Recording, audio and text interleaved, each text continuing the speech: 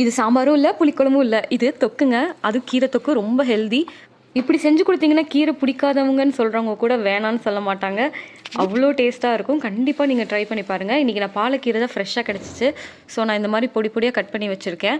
ஒரு பேனில் வந்துட்டு கடுகு, உளுந்தப்பருப்பு, கடலைப்பருப்பு இதெல்லாம் போட்டு தாளிச்சிட்டு ஒரு 10 பல் பூண்டை வந்து இடித்து வச்சுருக்கேன். வெங்காயம், சின்ன வெங்காயமும் போடலாம், பெரிய வெங்காயமும் போடலாம். நிறைய வெங்காயம் போட்டாலும் நல்லாயிருக்கும். அரைக்கிறதுக்கும் நம்ம வந்து 2 பெரிய வெங்காயம், 2 தக்காளி எடுத்துக்கலாம். புளி வந்து ஒரு நெல்லிக்காய் சைஸ் நான் எடுத்திருக்கேன். இது நல்லா பேஸ்ட்டாக கிரைண்ட் பண்ணி வச்சுட்டு இப்போ நம்ம அந்த வெங்காயத்தோடு கொட்டிக்கலாம்.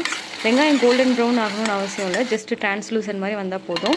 இதில் வந்து மஞ்சத்தூள், மிளகாத்தூள், மல்லித்தூள், கொஞ்சோண்டு சாம்பார் தூள் சேர்த்துருக்கேன். கல் உப்பு சேர்த்துக்கலாம். இப்போ இதை மூடி வச்சுக்கலாம். கொஞ்சம் எண்ணெய் பிரிஞ்சு வரட்டும்.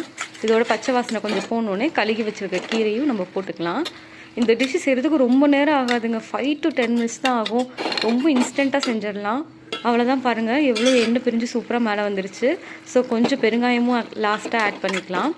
இன்னும் கூட நீங்கள் சுருள வதக்கி எடுத்துக்கலாம். எனக்கு இந்த கன்சிஸ்டன்சி தான் வேணும். எங்கள் வீட்டு ஆளுங்களுக்கு இப்படி சாப்பிட்றது தான் பிடிக்கும். ஸோ நான் இப்படி எடுத்துக்கிறேன். நல்லா சாத்தில் போட்டு பிணைஞ்சி சாப்பிட்றப்ப நல்லாயிருக்கும். நெய் வந்து 1 ஸ்பூன் தாராளமாக ஆட் பண்ணிக்கோங்க.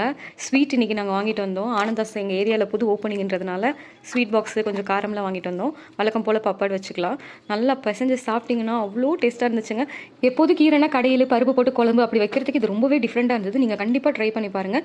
இதுக்கு side dish pepper potato fry next வீடியோவில் நான் அப்லோட் பண்ணுறேன். டூடல்ஸ்.